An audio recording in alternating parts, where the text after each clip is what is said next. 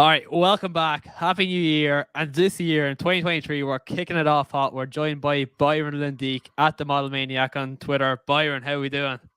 Marky, I'm doing very, very good. Much better than what we were just chatting about earlier. I've got the Jets hat. Those that are listening, I'm rocking a Jets straw hat, and I'm wearing a nice silky Hawaiian shirt that the buttons are provocatively unbuttoned. And life's good. You're turning me on. Hey, buddy. At least that's somebody. So we got to go with it. And I'm doing good. I guess we're all doing good. So, yeah. No, we're doing fucking brilliant. Okay, so for anybody who's listening to this podcast, you're missing out on, I think you could classify this as like soft porn or something, because you look like an 80s porn star right now. But hey, Byron, thanks very much for jumping on. I've been following your stuff all over the last few weeks. You've been doing some great graphics. It's been thoroughly enjoyable watching your Twitter profile develop, and you've even got some good traction. Who's the PGA Tour player a few weeks ago that Emiliano Grillo? Yeah. Yes. Yeah. He retweeted when I put the chicken from the Sanderson Farms in the grill. So it was good. And he was so close to winning that tournament, and then he coughed it up on that par 5, So It is what it is. Life goes on. That was priceless. Well, you never know. He might have a good chance again this week when we get stuck into the field. He's one of the guys we'll talk about. I like him a lot this week again. For sure. All right, let's quickly start this off. I went to bed 10:30 last night, and in my own defense, I wouldn't usually go to bed during a golf tournament. If I say I'm going to stay up and watch it, I'm going to stay up and watch it. And I went to bed at 10:30. Colin Morikawa has a 6-shot lead, and I'm like, this is grand. I'm not going to miss anything. I'll wake up in the morning. No joke. I woke up this morning, 7:00, just no alarm, no nothing. Looked at my phone, and I was convinced that the PGA Tour had glitched up. PGA Tour app had glitched up again. I could not believe that Jon Rahm came back and won this. Mark, it was fascinating. I was busy writing my article, like the little mini preview I do. Put the first opening paragraph. As I sit here typing, Colin Morikawa's got a 6-shot lead. He's looking invincible. He hasn't made a bogey in 3.5 rounds. Bang. I never sent it or anything, but I was going to publish it right after. And then, ta-da, all hell broke loose. Jon Rahm went rogue. Colin went stale. And it just turned into an absolute meltdown. And I couldn't believe it. And the craziest thing about this situation is I love golf so much because people like you in Europe, there's no other sport that this just happens where a European person or Englishman would wake up and think, oh, what happened to the NFL? Golf is such a universal sport. And everybody in the UK kind of woke up this morning and was like, what on earth is going on here? So, yeah, it was wild. Even like Golf Gambler on Twitter. Yeah. He had a bet on Colin Morikawa, and he tweeted last night, hopefully it's an easy ride in. And then he wakes up this morning, and even he's in disbelief. So, I didn't even have a Colin ticket outright, and I couldn't believe what I seen. But I think what Jon Rahm did was very impressive. He shot 31 on the back, going 6 under. Actually, first of all, let's just allude to the fact that this tournament is so bloody brilliant to watch and see players play different types of shots rather than just your stereotypical driver wedge into every hole. This is a lot of wedges, but trying to shape it off different mounts, uphill, downhill lies. I think Kapalua and people were alluding to this on Twitter all week. That's one of the best watches on the PGA Tour that we get in terms of spectatorship. Yeah. I mean, it's a perfect icebreaker. You just sit, watch the views. Mark Ruffling is amazing on the mic, just awesome stuff. I don't know if you got him in the UK there on Sky Sports, but just a great opening event, I totally agree with you. Yeah, we did this week. Well, Mark Ruffling got to commentate on Jon Rahm picking up his 8th PGA Tour win. Like we mentioned, he shot 31 on the back. And listen, this is what's the tweet again that I saw earlier? It was like his 3rd win in his last 6 starts in the T2, T4, and T8 across the globe. And for a player who he mentioned after he won, I think the Spanish Open, he claimed that he how in the name of God was he not world number 1 at this stage? And then he goes and wins the Century Tournament of Champions, one of the strongest field, maybe not as per the official World Golf ranking points, but one of the strongest field that we see this year in terms of competitiveness. and he's still only a little bit closer to the top of the pyramid there. Mark, hit Colin Morikawa's name as well without closing John's down. Do them both there. Look at that. Like that from hole 12 is just insane to look at. Like the difference in color. Look at all that gray and black. And then John's got like 5 threes in a row, which is insane. Yeah. And that's where the tournament changed, right? So it's just a crazy like view to see how that like that's a statistical picture of what happened, and it's just crazy to see what happened. And if you look at those hole difficulties, they were some of the easiest holes on the course. So just kept it clean until then, and then out of nowhere, just wild stuff. Shut the dogs. Yeah. All right, here's my question for you. Do you think that this poses a problem for Colin Morikawa moving forward for the rest of the season? No. I think he's one of the most mentally resilient players in the world. And Jon Rahm's signature thing is to win from behind. He isn't a front runner. It is so difficult to be a front runner. There's only a few guys in the world that can kind of do that kind of thing. And I think Colin is such a mentally, to use Paul Azinger's phrase, he's got intestinal fortitude. And it hasn't showed it in the last 2 times, but you have to be so good to be put in a position where you are leading a golf tournament by 5 and 6 strokes. Mm-hmm. It happens. He's working on some stuff with his short game. And we know, like, the moment you get a little nervous, if something you resort back to what you're comfortable with. And he's obviously not, entirely comfortable with his new technique and mechanics with the putter and chipping. But that'll work its way throughout the year. And I think he's only going to get better, man. It looks good. Yeah, here's my only fear. The last time Colin Morikawa had a 54-hole lead was the Hero World Challenge when he had a 5-shot lead that day as well. And that day he blew it up and finished T6s and when I think Victor won that day.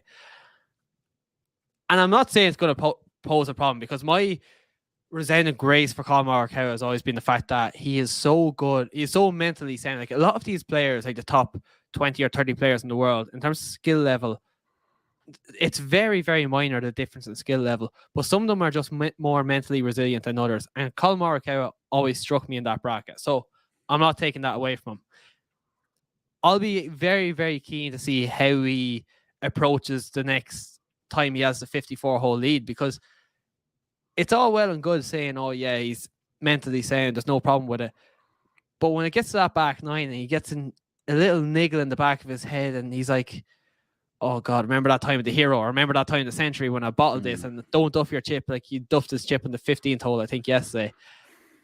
That's my only concern. But up until the Hero World, Colin Morikawa had always proved to me that he is one of the strongest mentally in the game, and that was always his biggest attribute, in my opinion, along with his obviously elite iron game. But yeah, I'm eager to see how he approaches the next tournament. But yeah, I hope for his sake he's like second or third going into a Sunday, and then just does what Jon Rahm did. It's so much easier to do that. So much easier. Like if we think like even last year, like Justin Thomas at the PGA came back from behind, and I think Data Golf had him down. It's like a 96% probability of winning with like 9 holes to go. Or sorry, had Mito down. Oh yes, yeah. 96% with 9 holes to go, and all of a sudden Justin Thomas just burps up out of nowhere and gets it. But yeah, no, interesting to hear. All right, well, we do have another tournament this week. We're going to the Sony Open, which is why I got you on, Byron, to yes. That and your unbelievable fashion sense, we got you onto this podcast. And yeah, okay, I'm going to ask you first. Is there any specific skills or attributes or accolades that you're looking for at the Sony Open down at YLI Country Club? Yes, it's a simple formula this week. Accuracy off the tee, insane proximity numbers or approach play from 125 to 200, and then putting. And then a little bit of bunker play. But those 3 things, putting, approach from 125 to 200, and accuracy. I think if you can do those above average this week, you're going to be in good shape. Absolutely. I'm going to have to interrupt us here for 1 second because I forgot my little thing that I do every time I have a podcast, which is the Tuesday trivia, because this always released on Tuesday morning. Oh, I can't believe I forgot this, and we're not editing this podcast. This podcast is way too amateur to go back editing. So. Hit me, baby. Let's go. It's 10 minutes in. It's the perfect time to do it. All right, here's the Tuesday trivia question. John Rahm has has had 25 starts at majors. How many of those have been top 10s? Do you have a rough idea? 25 starts, top 10s. I want to say 15. Okay, interesting. Well, it's a way of keeping people around to the end of the show, so I'll let you know at the end. Oh, thanks, Mark. Okay, I guess I'll stick around too then. Yeah, you better stick around no matter what. All right, then the other point I was going to allude to was actually going to be a replacement Tuesday trivia question, but I was watching an Instagram video there on Fire Golf. We're going completely off track here, but it doesn't even matter.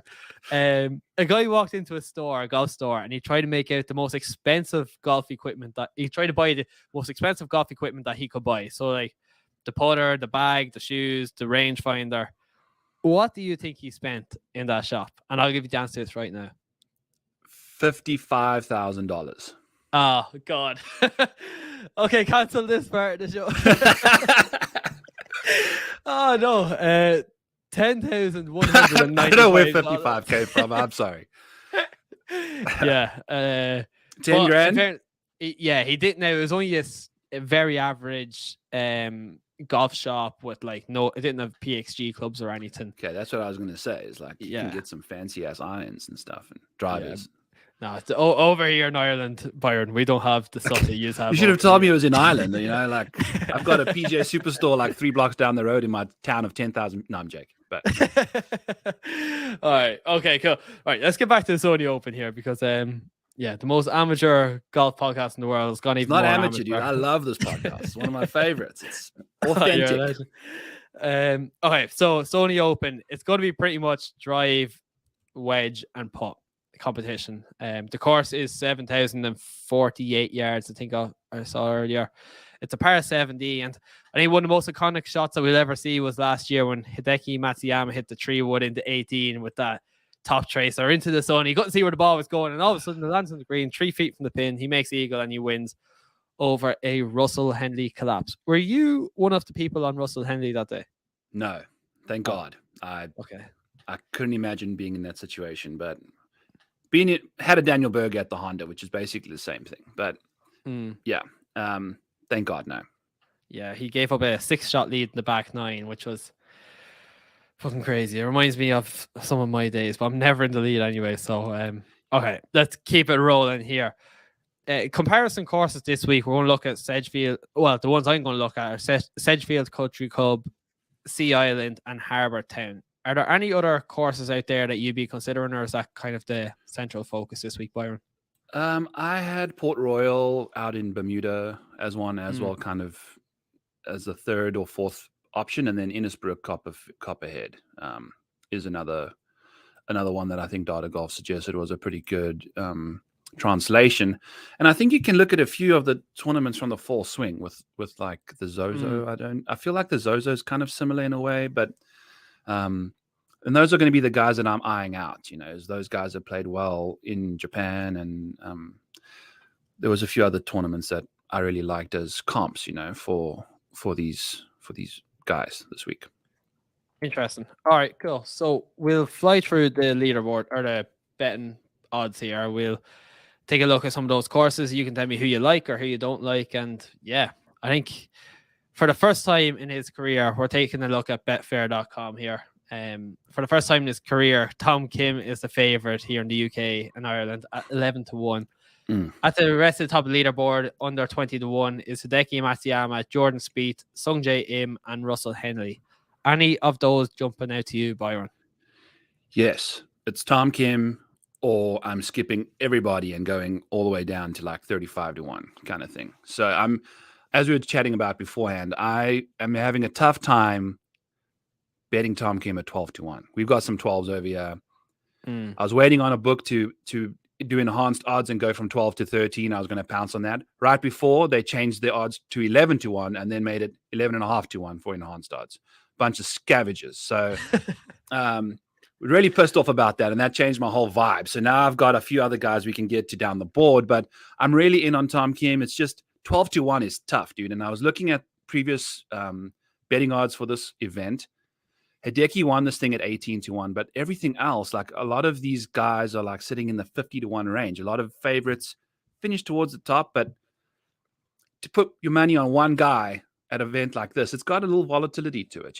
People play well, but I don't know. It's a tough course, to be consistent on. Yeah, here's just a random question. Does Tom Kim's lack of length off the tee concern you for his chances at major championships? No, because I think that we've seen. Look, he's gonna have to have his A++ game to win a major, and I feel like a lot of people that have to play golf have to do that. There's only a few in the world, maybe like a Rory can play with his A- game and win a major, but he's so accurate, and we just saw at a course that's kind of long, he lost strokes putting, Mark, and finished inside the top 5. So his ball striking is so good, and the fact the majors is the length is an issue if you're not hyper accurate. He is so hyper accurate. He's going to be hitting from the fairway in these tough majors where the rough is penal. He's going to be from the fairway, and I think that makes a big difference. So it used to be a concern for me, but then this week I was looking at him and like he sticks his 5-iron closer than a lot of people hit their rescue. Yeah. And even on Thursday evening, he hits his 3-wood or whatever it was to 3 or 5 feet to make eagle on the 18th hole. And it came to me like this guy is so good with his long irons and his rescues and his woods that he doesn't need to be bombing it off the tee so long as he can maintain this. Which I thought was fascinating. My only concern about him this week is going into a tournament as favored at 11-1, something he's not really dealt with before. There's been a lot of hype about him, but there's never actually been that. Oh, lads, Tom Kim is actually the man to watch this, like the man to be this week or the man to beat. I think it's a tough ask for him. Now, if I'm proved wrong, fair play to him. The kid is fucking 20 years old, like, which is the most outrageous thing ever. He's 6 years younger than me. But yeah, if he does it, fair play to him. I cannot get, and exactly what you're saying there as well about previous betting odds over the last few years. I feel like it just needs to be someone at a little bit longer, especially outside the 20-1 range. Yeah, I think from a betting perspective, that's the way to go. But as like if you were to pick one guy this week, he's the guy, right? Like a one and done or something. It's going to be very popular. But the first thing you said is, as a favorite, how is he going to handle that? The image of him on that President's Cup putting green popped into my head. And is there a moment too big for this guy? I don't know. Like maybe his game isn't going to translate perfectly to these majors and things, but mentally, this guy is he's a moment savage. Like when he's in that big spotlight, he loves to perform, dude. And I think this course is going to it suits him perfectly. So 100%. But it's so hard to win a golf tournament. We were just talking about it, right? So it's so hard. And we mentioned there with Colin Morikawa, like just being like, you can be the best golfer in the world, but if you don't have that mental fortitude to overcome this, don't bother turning up because you're not going to win. Interesting. Okay, I'm passing by all of these because Jordan Spieth is like my favorite player in the world, but I can't get excited about him with that pre-shot routine where he's bending his arms over his ears and he's doing some stupid shit. But that's part of the excitement with Jordan. So, dude, he missed a 14-inch putt and then hit like a 14-foot chip 14 feet in the air and hold it. Like, what is he doing? Like that's the thing about him is it's an absolute lottery, mixed bag, whatever you want to call it, car crash, everything a romantic vibe, but at this course, I don't think it's it. But we never know. Could be stinging 2 irons around you like Tiger and taking it down. So, but not at those odds. Don't like it at that odds. No. Okay. Moving down the board here, I'll kick us off here with somebody that I like. I like him until I heard the news today. It was Tom Hoge at 22-1. So in round 1, 2, and round 4 at the Century Tournament Champions, he ranked first in strokes gained approach in all 3 of those rounds. And in round 3, the one where he didn't, he ranked like 8th in strokes gained approach. As well as that, in round 4, first in strokes gained putting. Like his he's so good with his wedges. It's incredible. Now, like I mentioned, there is a reason for concern. It's the fact that he's going to a college football game this week. He's flying out on Monday. I can't remember who it was, and he's going to be getting Texas TCU, Christian University. Yeah, and he's going to be getting drunk. And I think I saw Pat Mayo was putting up earlier. He'll be sober by the time Thursday comes around and he'll be all right. So hopefully, it's that natural golfing ability within him to actually get over that hangover, like a lot of amateur golfers wouldn't be able to do. Yes, but I was going to say the built in. Yeah, like I saw some of your videos before. Last time you were on the podcast, you were having a few beers in the course. I don't think either of us would be able to deal with this, but maybe Tom Hoagie could be. Hey, look, I was having this conversation with a buddy of mine I think everyone's going to have this concern, but he's also going to be coming back. His team's probably going to lose, which isn't good. But if they win, then it's a different situation because he's just riding it, like he's got nothing to lose. I don't think he's necessarily giving two craps about whether or not he plays well here. So I think just he's playing with house money essentially in this tournament because he's not preparing in the right way. And I think he's going to go in there with minimal expectations, and that can often change the way you just play. And he suits up for this golf course so well, proximity numbers outside of Tom Kim. He's right there with him too. So it's like, it's a perfect golf course for him. I just wish he wasn't flying back, but at the same time, we'll see. I think in DFS, that's where you want to go to Tom Hoagie, but maybe leave him alone in the betting market. Do you think 22-1 is a good number for him? Yeah. Let me look quickly. I've got like a thing that I do where I would say, yes, I would say there's a little bit of value there for him because anything inside of 20-1, I think, is no good for him either. Like not a lot of players in this field I'm willing to go there. I think Tom Kim needed to be around about 15-1 in order to bet him. Tom Hoagie at 22 is fine. I don't mind it at all. Okay, sweet. I'll keep us moving along here. So Corey Connors 22-1, Brian Harman, Adam Scott, Billy Horschel. If you're watching this on YouTube, you can see them all in the list. Is there anyone in this kind of 20 to maybe like 33-1 range that you're considering betting? Yes, Brian Harman, I've got a bet in on him already. This morning, woke up a little late. There was a 40-1 on him on one of the books out here. I snagged a 35, but now it's all down to 25 and 22, which I think is a fair number for him. So that 35 was real nice. Brian Harman finished T16 last week, T2 and second in his last 3 events, right? So this guy's balling out. He's also one of the more accurate golfers in the field. He's played okay at a long golf course, but the 2 courses he finished second were perfect courses that you can probably compare to this kind of venue, the RSM and Mayakoba. Those were 2 that I was thinking of too. I think those are very positional off the tee, punishing if you errant. This kind of golf course suits him. He's also phenomenal with the irons from that range I've mentioned a million times already, and that number was really nice. So that's what I like about Brian Harman, but the number now is it's fair, so like 22 is rough, but 35 is beautiful. But yeah. I think what's so fascinating about Brian Harman is he kind of went a little bit under the radar. Even last week in a field of 39 people, he was 40-1. I know he finished T16, but like he just didn't have his iron game. Considering the fact that was his first time losing strokes on approach in 7 starts, and he only lost 0.08 strokes on approach. So it's like he's basically neutral. Yeah. And I'm a big fan of Brian Harman. I don't know why. I think whenever I see his little shiny head popping up on the golf course, I'm like, there's my guy. And I think he's like so small and like good with his irons. And I think the thing I love about him as well is ever since Erin Hills in 2017, when he finished he finished tied for second at one of the longest US Open venues ever. In my head, I just have this perception of just an elite long iron player. And even though he might not be able to move it off the tee, a little bit like Tom Kim. God, people are going to slate me for comparing him to Tom Kim, but if you get my gist. No, he's got a similar skill profile. Yeah.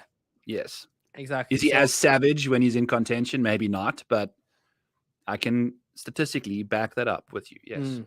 Yeah, for sure. All right. Keep it moving here. Yes. Okay. Anybody else that you're looking at? I'll go Keegan, next. I like Keegan Okay. around 33, 35. He's also had some good course history. Those irons from those ranges, very nice, very accurate, and also a little bit longer off the tee than most accurate drivers. That's one of his underrated skills, dude. He's accurate and long, which not a lot of people are capable of doing on a golf course, and he does it. And he's lost 30 pounds apparently just eating salami and beef sticks. So that's kind of a diet that I'm going to pursue at some point and see if I can lose 30 pounds in a few weeks. But I don't know how that's going to impact his game. He's always got to putt well here. He's been putting better, but has he been doing it consistently? We don't know. So, I guess you're looking at the stats here. It's kind of all over the place. I saw that photo as well. He is a skeleton of himself right now compared to what he used to be. It's outrageous how much weight he has lost. Yeah. Carnivore diet, dude. Wild stuff. I'm going to try that. That's my New Year's resolution. Take the Keegan Bradley's diet. Ever since Phil left the PGA Tour, we're going for Keegan Bradley diets now. Carnivore for wellness. That's what we're going to call it. Let's do it. All right. I'm interested in Taylor Montgomery at 28-1. I understand 28-1 is not the best number in the world, and his approach game hasn't been great over the past few months, but 7 top 15s in his last 9 starts, T15 at 22 RSM Classic, while he was losing 0.8 strokes ball striking. And these feels like the Sony Open.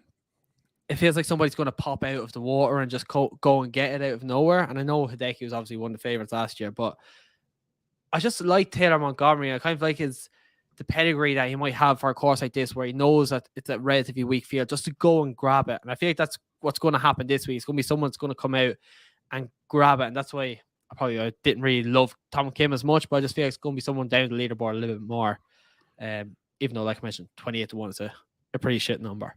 It is, but it's still, we've mentioned several names in between Tom Kim and him, right? And he's arguably the best putter in the field, which can supersede any sort of deformity that you have in the rest of your game. And it's kind of the way you want to go about it. If you're going to pick a guy that's got an elite skill set, and he's one of the best putters in the world, and he's got absolute length, so he can hit 3-woods and hybrids off the tee where he needs to, and go from there. So it's an interesting road that you want to take there. But I don't know, like, I'm a big model guy, and the rest of his game isn't quite kicking out the exact way that I'd hope. Okay, I'm off Taylor Montgomery this week. That was a test. Put me off. I appreciate your honesty. So no more Taylor Montgomery. No, I like him, but I don't know. 28. You don't love him. I've got a few other guys in the 50s we can try and sell you on. Yeah. Okay, go on. Tell me some guy in the 50 here. Let's take a look there. We got JJ Spahn, which I think is he's 40, which is nice. I love JJ. He's accurate off the tee, and he's playing some good golf. Now that he's been undiagnosed of diabetes 2 and getting diabetes 1 or whatever the deal was, like, the guy's balling out. And he was up there with the best of them until Sunday, and still finished, I think, T5 or so. And this is in a field of elites, dude. So he's going to go to a course that actually suits him a little bit better, I think. He's very accurate. Distance is not his thing. Love him, yeah. Absolutely. He's playing good golf. 40, 45-1 money number on JJ. That's interesting. I'll keep it lit here. I'm not betting this guy because I don't really like him. But I did tweet this out earlier that the best player at Wildlife Country Club over the last 5 years, since 2017, with minimum 8 rounds played, has been Matt Kuchar. And Matt Kuchar's made 4 top 35s in his last 5 starts, and he gained 4.5 in approach at the CJ Cup, 3 on approach at the Fortinet. Good iron player. If he gets to put a roll in, he's 50-1 this week. Yeah, dude. I can't ever get too excited about Matt Kuchar, but just maybe somebody else can. I don't know if he's going to win it, but at 50-40-1, you're going to get probably plus money odds to finish inside the top 40, which I think he's very capable of doing, like you just said, right? So those are the kind of bets that I was looking at. A lot of guys like Andrew Putnam, another guy that I've got my eye on, very similar kind of player, very good on the short game side, very short off the tee, but accurate. Also trending in the right direction. Zozo, he finished T2 there, and then at the RSM, he was pretty much in contention until Sunday, and then just pretty much did what Colin did, but doesn't get the publicity for it. So there's a lot of people that are at the top of leaderboards that just can't close it out. And Putnam was one of them. Grillo is another guy that I like in this range too. And it's all just guys that, if it goes right for them, it's going to break well. But who the heck knows, right? That's the whole thing about this thing. Who knows? Yeah. Maybe we're all just spoofers. All right, I'll give you one more guy I like under 40 to 1. It's Alex Smalley. Okay. Just based on how he's performed recently over kind of like these shorter positional courses, he's like T11 at the Bermuda, T4 at the Houston Open, T5 at the RSM Classic, 2022 Wyndham Championship. He finished tied for 13th. His last 3 starts have been T11, T4, T5, and in 2022 at the Wyndham Championship, he finished T13. He's better on Bermuda. Listen, maybe Alex Smalley can just pop out of the water and just get his first PGA Tour win. Just maybe. Dude, I mean, what's his number? 40. 40? You probably have a lot better over there in the US. So, I mean, whatever, like we ballparking here, but 40, 50, I think that's, for a guy, if you're just rattling off that kind of, look at his graph here on the screen that we're looking at. It's like trending up. That's exactly what you want from a guy that you're trying to bet on to win. Is the game going in the right direction? He's going to have one of those weeks where everything clicks and everything he's been working on comes to the party. Next thing you know, he's hoisting up a dolphin or a whale or whatever the hell the trophy is this week. A television by Sony. That'd be hilarious, dude. Oh my god! 80-inch TV and have the lift up in the air. Brilliant. Okay, anybody else under 100 to 1 that you're potentially interested in here? Anybody else? Let me double check that I've mentioned everybody. Brendan Steele is another guy that I'm kind of interested in. Very, very good course history. Yeah, had a bit of a bad week last year, but man, oh man, when it comes to this golf course, he likes to play some good golf. Yeah, and I think he's like 80 to 1. So that's a really nice number on him. But obviously, the putting is a major issue at times. But the course history, is so good. And I think he's another one of those candidates to kind of go with a top 40 type bet, because you're going to be pretty certain to get that in most bets. But is he going to win is a tough question, especially with a putter that could go rogue like that. But yeah, I mean, look at his finishes. Yeah, he's got a second and a fourth in the last 3 years. Yeah, so he really likes this golf course. Yeah, that's an interesting one. And just in relation to that stat I mentioned earlier, I mean, since 2017, the best players in the field, Brendan Steele's actually third, and he's 66 to 1 over here in UK markets. And Corey Connor's actually second. So that's an interesting one as well. Yeah. Let me just I thought I was finished with all my ones under 100, but I've one more under 100 just to mention. Will Gordon at 80 to 1. He finished tied for third at the at Mayakoba. He's made 7 consecutive cuts, and he's gained strokes, ball striking, and all of those 7 consecutive cuts that he's made. When you get to 80 to 1, my hypothesis is that you're always just looking for a reason to bet somebody. You're not, like, if it's under 25 to 1, you might look for a reason to avoid them or bet somebody else in that range. 80 to 1, you want to bet somebody that just jumps off the page. And just, Will Gordon, maybe he can jump out. God, there's going to be a lot of people jumping out of the water this week, according to me. But well, that's the thing. I think that's you've hit the theme of the week. Is it's a course that's going to have a lot of guys hitting from the same area. Distance isn't going to necessarily separate the field, and it's putting. If you look at the correlations for success here, a lot of successful putters have done well, and successful putters can also do very bad on the same day, like the same week. So we know that you can show up to the course and hit an iron pure 9 out of 10 times, but are you going to hit the same 10-footer in 9 out of 10 times? That's a different situation. So I think you're right. Going down the leaderboard here is probably going to be an avenue I pursue. I think we all love Tom Kim, and we'll try and figure out a way to get him on the card in one way or another, maybe like a top 5 or something like that. But I think if you add up the win percentages of everyone that we're mentioning here, and the amount of money that you have to bet on them to get to what Tom Kim's going to be costing you to bet, their collective win percentage is going to be double what Tom's is. And I think from a betting perspective, that's how you got to go about it. Yeah. Right. That's super interesting. I hadn't even thought of it in that perspective. So, Yeah, you're always providing good insights as well as brilliant infographics. They call me the model maniac, dude. I do some nice stuff. I look sexy. No, I'm just kidding. Your Excel sheets have loads of colors. Okay, super.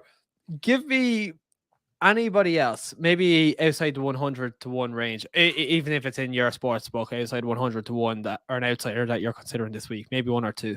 Mark Hubbard is a guy I've got a big thing for. Apparently, his daughter dropped his laptop on his toe and broke his toe, and he was gutting it out throughout like the end of the season. Then he finally got some surgery on his toe, or it was a knife or a laptop or something that fell onto his foot and like messed his toe up pretty bad.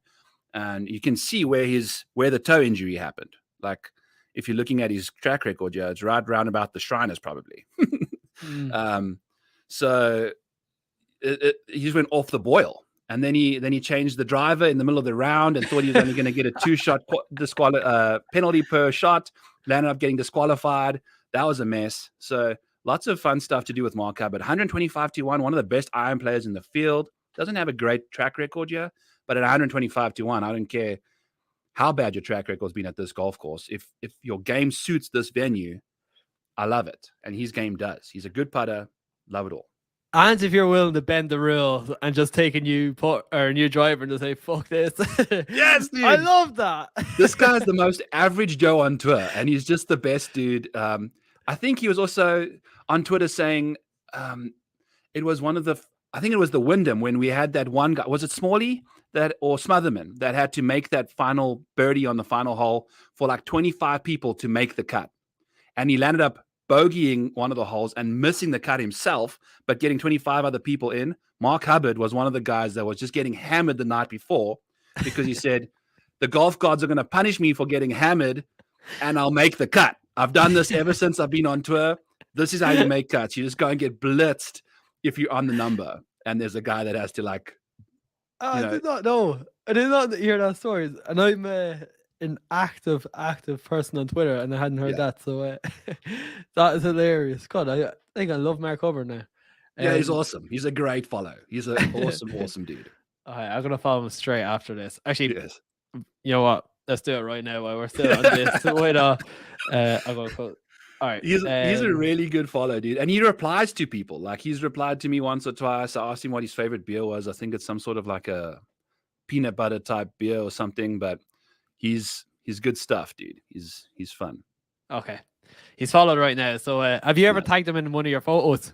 Yes, he actually liked I tagged him in the Homeless Hubs one where he gained the most strokes approach at the Sandersons. And then the book slapped him with an 80 to 1. So I put it on like this begging for money cardboard cutout that he was just standing on the side of the road and said, led the field in strokes gained approach, but they slapping me with 80 to 1. Please bet me or something, So, and he liked it. So it was funny. He didn't retweet or anything, but he liked it. Oh, God. And he has 12,000 followers. So I'm sure that got a good bit of publicity. All right, let's try and get this back on track here. Again. This is happening way too often now. Okay. I'll give one name that I like outside 175 to 1. And then if you have another one, we can do it. If not, no problem. I'm done. Is Ben Taylor down at 175 to 1.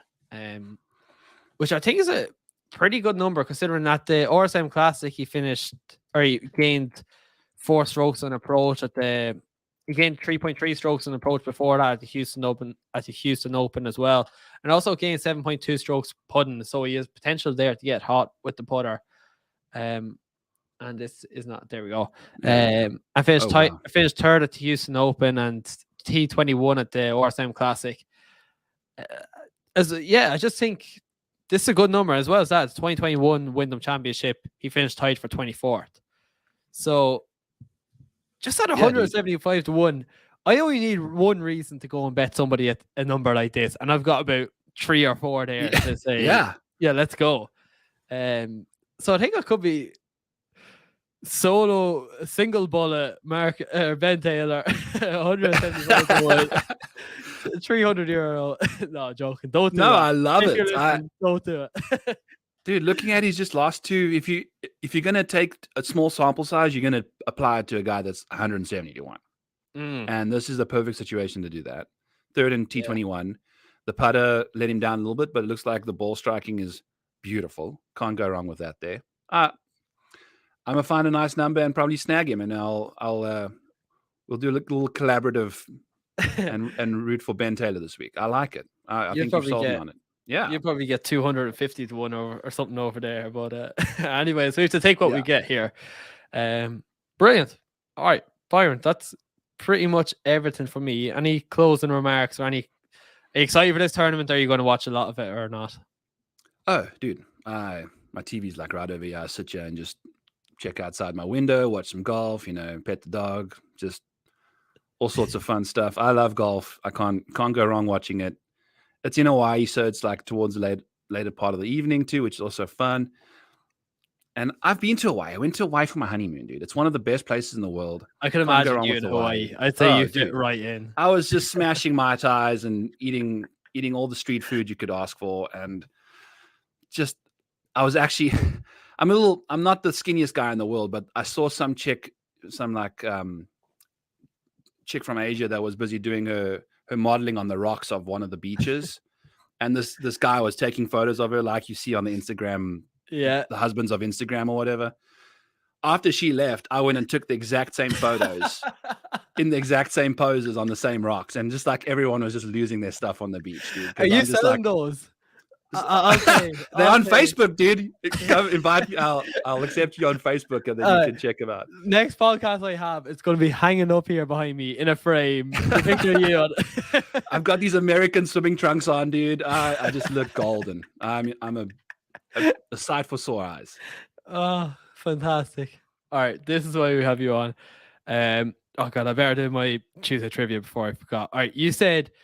The Tuesday trivia was how many top 10s has John Rahm recorded at majors from 25 starts? You said 15. You've overestimated on every question I put out here tonight. It's 9, 36% of top 10s in majors. So I didn't think it was bad, but you're going for like 60%. Yeah, look, I'm very optimistic this morning, as you can tell. I've got 55K to go blow at a superstore, and Johnny Rahm's top 10ing in 2/3 of his majors. So. That's good, yeah. Okay, well, let's be optimistic for our bets this week. This is Byron Lindy. Byron, where can people find you? Tell them about your great written content and also your graphics. Yeah, at the Model Maniac on Twitter. I just put out the Brian Harmon one. He's Putter's busy abducting a cow as a UFO kind of thing right now, and I do a lot of articles at rotoballer.com where you can grab. I'm starting to do a course like an early look type article that just does 10 questions about random stuff about each event, and then just a multitude of different articles and some podcasts too. So there's, look at that beauty.